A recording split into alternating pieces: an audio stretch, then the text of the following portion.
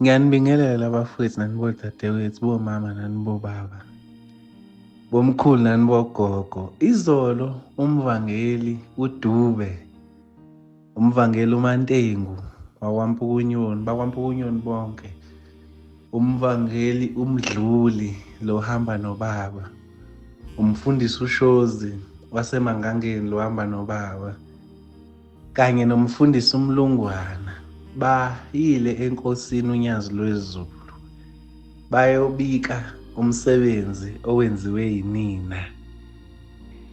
Inkosi uNyazi ijabule kakhulu, yasithi mfundisi uzubenzele, ngiyanqena ukusho manje ngoba kodwa nje kukhona into enkulu ethe inkosi icela nenzelwe yona, nenzelwa umfundisi ebonga.